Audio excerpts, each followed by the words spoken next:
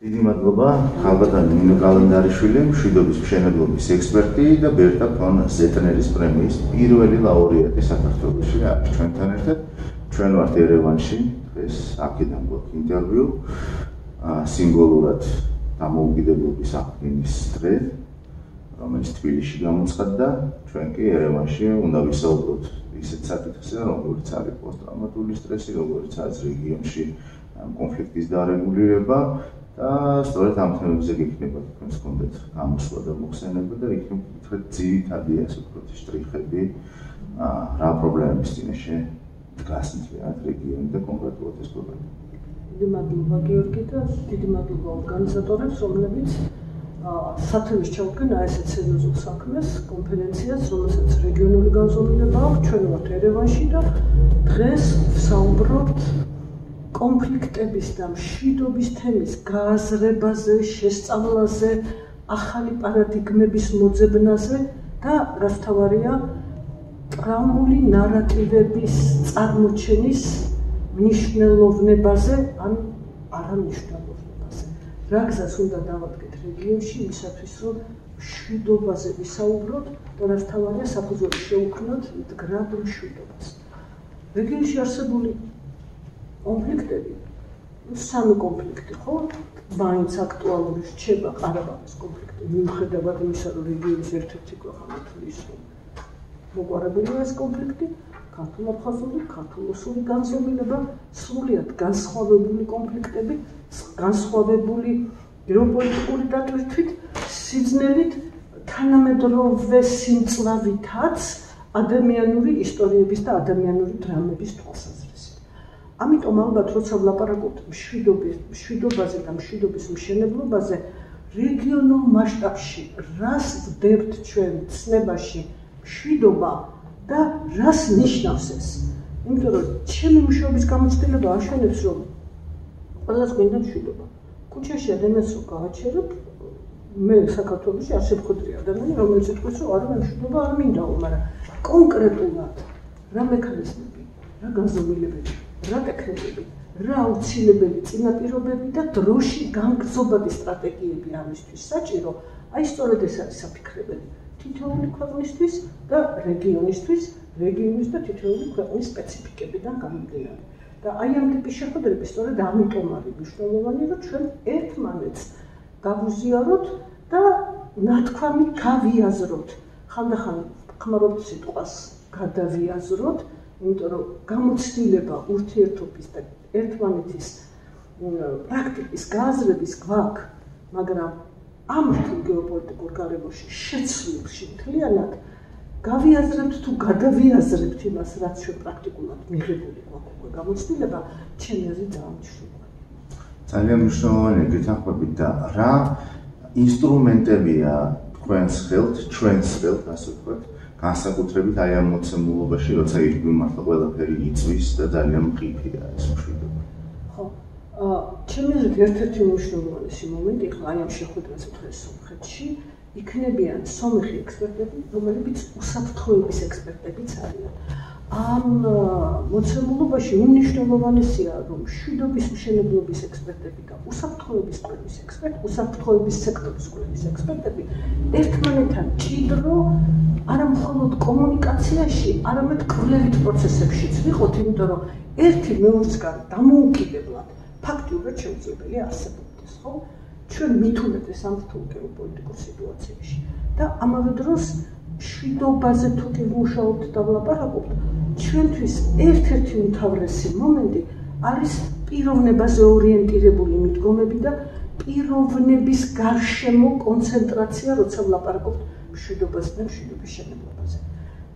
თუ კი რეგიონულ კონტექსტს დაუბრუნდები, საქართველოს კონტექსტში ბოლო 2 თვის თუ 3 თვის წინ გაკეთდა კვლევა სწორედ კონფლიქტების ტრანსფორმაციის მიმართ ქართული საზოგადოების დამოკიდებულების შესახებ. და აი ამ ტიპის კვლევა თუ კი სათანადოდ არის გაკეთებული და საკმაოდ წარმომადგენლობითია, რეალურად გაჩვენებს ადამიანების რეალურ დამოკიდებულებას საკითხების მიმართ. არ შემიძლია აკითხოთ და როგორია დამოკიდებულება აი ამ კვლევის თანახმად. რასთან მიმართებაში გააჩნია? ზოგ საკითხებთან ჩემთვის როგორც ყველა არის ძალიან მნიშვნელოვანი როგორც კვლევარისთვის უმნიშვნელოვანესი მომენტებია მაგალითად ინფორმაციის ნაკლებობა ადამიანებმა არიციან მეორე მხარეს რა ხდება რატომ არიციან ამასაც ხას უსვამენ ხას მედიის როლს უსვამენ ხას პოლიტიკური პარტიების როლს საზოგადოების როლს საერთაშორისო აქტორების როლს ამავე დროს მიდგომაში ხას უსვამენ მშვიდობიანად მოგვარების უალტერნატივობას და ამ მშვიდობიანი მოგვარების მექანიზმებად უმეტესობა ასახელებს თავისუფალ გადაადგილებას გამყოფი ხაზების გასვლას, ვაჭრობას მეორე მხარესთან, განათლების პროგრამების გაძლიერებას, ცნობადობის ამაღლებას, ჯანდაცვის პროგრამების და ყველა სხვა ჰუმანიტარული ძალისხმევის მნიშვნელობას და სახელმწიფოს როლს ყველა ამ საქმეში საერთაშორისო ორგანიზაციების,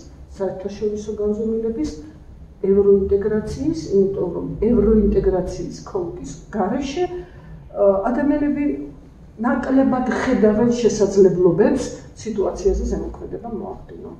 და კიდევ ერთი მნიშვნელოვანი მომენტი გაუცხოების მომენტი, რომელსაც შეიძლება რესპონდენტები ხაზს არ უსვამენ პირდაპირ არ ასახელებენ, მაგრამ როცა პასუხობენ რომ 70%-მა 70%-ს არ ყავს ნაცნობი მეორე მხარეს და თუ ყავს ვინმეს ეს უმეტესად არიან დევნილები აფხაზეთიდან და დევნილები ცხინვალიდან ეს თავისთავად თაობათა შორის გაუცხოებას ხაზს უსვამს და ინტერესი მეორე მხარის ცხოვრების მიმართ ნათქვამად არის მაგრამ როცა ფიზიკური შეხება ადამიანებს არ აქვს და ინფორმაცია არ აქვს მაინც გონია რომ უფრო ზედაპირულ ინტერესებს საუბრობთ მაშინ თუმცა სურვილის დაფიქსირება თავისთავად ძალიან მნიშვნელოვანია და კიდევ ერთი უმნიშვნელოვანესი რამ ყველა ხაზს უსვამს დიალოგის მნიშვნელობას, დიალოგის აუცილებლობას ყველა დონეზე როგორც საზოგადოებრივი დიალოგის, ინდივიდუალური დიალოგის, სახელმწიფო წარმომადგენლების დიალოგის სხვადასხვა მნიშვნელოვან საკითხებში და ეს ალბათ გადასწავლებს ჩვენ კონფლიქტებს სომხეთში ყარაბაღის მიმართულებით და დღეს სომხეთ აზერბაიჯანის სიტუაციასთან და ჩემი ინტერესიც არის რომ სომეხმა კოლეგებმა შეფასებები გააკეთონ მათ შესაძლებლობებში რა არის დღეს და როგორ ხედავენ ისინი შემდეგ ამ მიმართულებით ფიქრს და მუშაობას. და ერთის მაშინ ეს ყველაფერი დამოკიდებულია ნებაზე. დიახ. და სად არის გასაღები? ევროინტეგრაციაში. მარტივად შეიძლება გითხრათ, ხოლო ევროინტეგრაციით მიმართულებით სულის ნება ალბათ თითოეული ჩვენთაგან ის ნებაზეც გადის. ხო, ამ ნებაზე მუშაობა და მისი ამ ნებას ფორმირება არ ჭირდება. ფორმირება და მუშაობა უფრო ჭირდება კონფლიქტებთან მიმართებაში ცნობადობის ამაღლებას და ინტერესს და აგრეთვე იმას, რომ ჩვენმა საზოგადოებამ, ქართულ საზოგადოებას გულისხმობ, დაინახოს ამ საკითხების მნიშვნელოვნება.